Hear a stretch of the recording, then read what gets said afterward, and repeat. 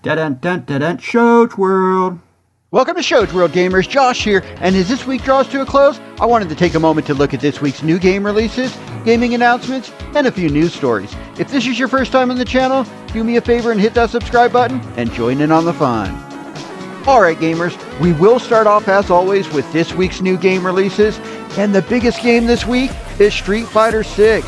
It finally came out, and after a disappointing last outing with Street Fighter V, the king of fighting games is back. This game is super fun and gets the series back on track.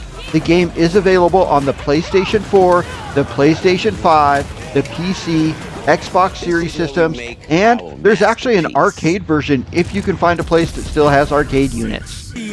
Also, Slayer X Terminal Aftermath Vengeance of the Slayer released this week on the Nintendo Switch, the PlayStation 4, the PlayStation 5, PC, Xbox One, and Xbox Series systems, including a day one release onto Game Pass. The game is heavily inspired in gameplay and weapons by classic first-person shooters like Doom. Now, Laserpidium is a 2D side-scrolling space shooter in the style of classic games like R-Type and Gradius. The game looks like a lot of fun with colorful hand-drawn backgrounds, HD graphics, and multi-directional scrolling. It is out now on the Nintendo Switch, the PlayStation 4, the PlayStation 5, PC, Xbox One, and Xbox Series systems. And if you're a fan of this genre of game, definitely check this game out. It looks like a lot of fun, and there's just not enough space shooters that come out in this day and age. Now, Super Mega Baseball 4 is now being published by Electronic Arts and has new improved graphics and gameplay mechanics, as well as they added MLB Legends, including over 200 former pro players. The game is available on the Nintendo Switch, the PlayStation 4, the PlayStation 5, the Xbox One, Xbox Series systems, as well as on PC. Also this week, Company of Heroes 3 released on the PlayStation 5 and Xbox Series systems, and there is also a PC version of the game. This game is huge with 2 campaigns and 4 factions in this loaded real-time strategy war sim game. Next up, let's take a look at some gaming announcements. Now, Infinity Strash, Dragon Quest: The Adventures of Dai got a release date and a reveal trailer this week, unveiling that the game will release on September 28th for the Nintendo Switch, the PlayStation 4, the PlayStation 5, Xbox Series systems, and PC. This action role-playing game is an adaptation of the new 100-episode anime. And we will. Now, Classified France 44 received an announcement trailer this week for the PlayStation 5, the PC, and Xbox Series systems with a 2023 release date.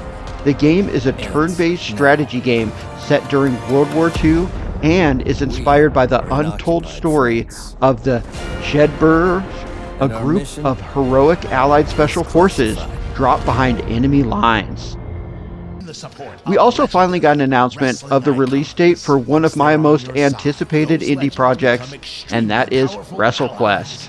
The game will launch on the Nintendo Switch, PlayStation 4, PlayStation 5, PC, Xbox One, Xbox Series systems, and actually, it's coming to iOS and Android via Netflix on October 8th. The game is a really cool looking RPG wrestling game with iconic 80s wrestlers. Hot Wheels Unleashed 2 Turbocharged received an announcement trailer this week as well. Has a release date of October 19th. The game is scheduled for release on the Nintendo Switch, the PlayStation 4, the PlayStation 5, PC, Xbox One, and Xbox Series systems. The first game was a lot of fun, and this is said to have more variety in its more than 130 vehicles and track locales. Now, in a huge announcement this week, Meta just announced their newest VR headset. The Meta Quest 3 will have prices starting at $499, and it will release this fall. It looks to be much slimmer and more comfortable, and much more powerful, with better high-res displays and full color pass-through for AR technology. Alright gamers, let's finish up with a few news stories from this week in game. Now, early in the week, reports came out that the previously announced multiplayer game taking place in the world of the Last of Us universe has not only been delayed, but is having some major development issues. The game has not been canceled, but many developers have been moved off the project and it is being assessed. Now, some gamers are upset with Nintendo over the latest The Legend of Zelda Tears of the Kingdom update. The latest update actually removed all of the known glitches, allowing for weapon and item duplication. Gamers are upset this being a single player game with no multiplayer, that Nintendo took these options away.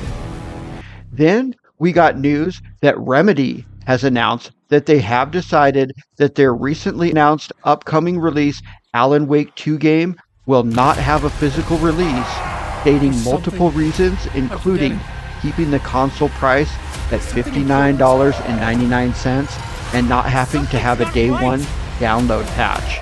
There are rumors that a few other companies have reached out offering to do a physical version, so we'll keep our eye on that. There may still end up being a physical version of Alan Wake 2. Also, Rafael Grassetti, best known as art director for God of War 2018, as well as 2022's awesome God of War Ragnarok games, has announced that he is leaving Sony and is joining Netflix to develop and create an entirely new IP, resulting in a brand new big AAA game alongside Joseph Staten. Alright gamers, that concludes this week in review for the week ending on June 2nd. The week started with PlayStation gamers getting bad news about the Last of Us multiplayer game. Then, we started getting rumors of Sony looking to purchase CD Projekt Red, which CD Projekt Red later refuted. And then, the week ended with us testing our fighting skills against other world warriors in Street Fighter 6. But, let me know anything we may have missed in the comments, and thanks for joining us today, gamers. Hit that subscribe button if you're new. Shoach World, out.